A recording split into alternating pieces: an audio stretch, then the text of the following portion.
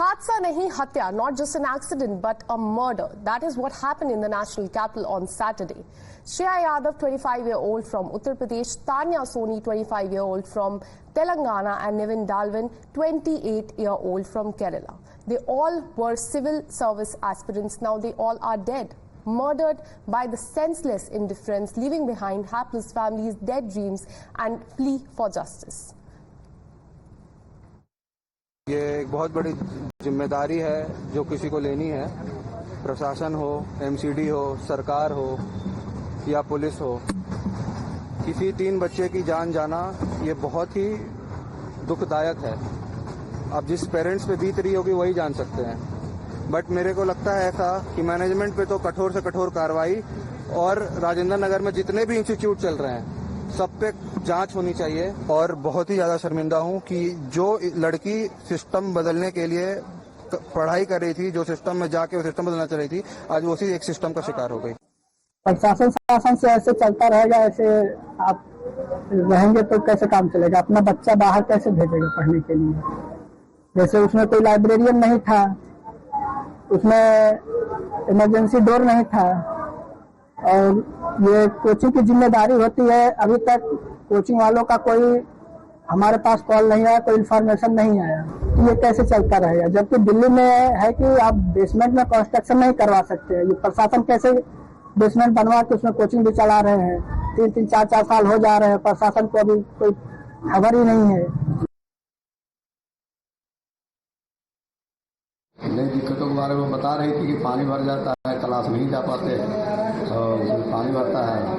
और आज हमको सूचना मिली है कि बेसमेंट में कोचिंग चल रही थी, उसमें रेगुलर पानी आता जाता रहता था। कल अभी हमको सुनने में आया है कि वहाँ जो है क्लास चल ही रहा था तभी पानी भर गया।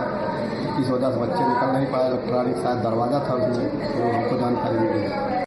But now the action has begun. Even if 3 lives too late, MCD has started sealing the coaching center that were operating commercial activities in the basements in Rajendra Nagar area. Till late last night, 13 had been sealed by the MCD, and MCD Mayor Shelley O'Brien also tweeted that if need, a similar drive could also be taken all over the national capital. Have a look.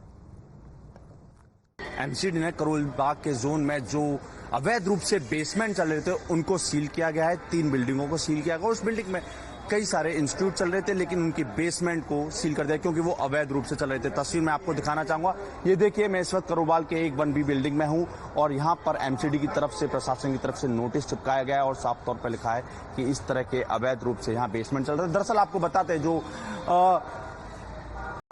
जिस तरीके से old Rajendra Nagar में घटना हुई, एक basement में पानी भरा इंस्टीट्यूट के अंदर, जो कि वहां पर अवैध रूप से लाइब्रेरी चल रही थी, जो कि एनओसी ली गई थी, वो एक पार्किंग या फिर हम बात करें तो स्टोर बनाने के लिए, लेकिन अवैध रूप से लाइब्रेरी चली थी और उस पर पानी भरने से 3 बच्चों की, मासूमों की मौत हो गई, जो छात्र थे, जो सिविल प्रिपरेशन कर रहे थे। इसी दौरान यहां पर एमसीडी ने कार्रवाई की और 3 बिल्डिंगों को चिन्हित किया और उनके बेसमेंट को सील किया। मैं बेसमेंट की तस्वीर दिखाना चाहूंगा। देखिए, इस बिल्डिंग में ये गेट है और यहाँ पर बेसमेंट जाने का रास्ता था, और यहाँ पर देखिए एमसीडी विभाग के द्वारा इस बिल्डिंग को, इस बेसमेंट को पूरी तरीके से सील कर दिया गया है। तस्वीर आप कैमरे के द्वारा आप अच्छे से देख सकते हैं। और इसी बीच जिस तरीके से आरोप प्रत्यारोप चीजें, दुर्घटना हुई, एमसीडी का बड़ा एक्शन लिया। आपको बता दें, यही नहीं, ऐसे इस एरिया में कई सारे इंस्टीट्यूट चल रहे हैं और लगातार यही बताया जा रहा है कि इसमें बेसमेंट हर इंस्टीट्यूट में, हर बिल्डिंग के अंदर है, और इंस्टीट्यूट जो लेते थे वो स्टोर या फिर एक पार्किंग के द्वारा एनओसी लिया करते थे उनके, लेकिन अवैध रूप से वो लाइब्रेरी का उपयोग कर रहे थे। तो इसी के चलते एमसीडी विभाग ने बड़ा एक्शन लिया और 3 बिल्डिंग को चिन्हित किया, और जिनमें से एक बिल्डिंग है जो आपको हम दिखा रहे हैं। यहाँ पर एमसीडी विभाग ने कार्रवाई करते हुए नोटिस चिपकाया है और दूसरी तरफ उस बेसमेंट को पूरी तरीके से सील कर दिया है।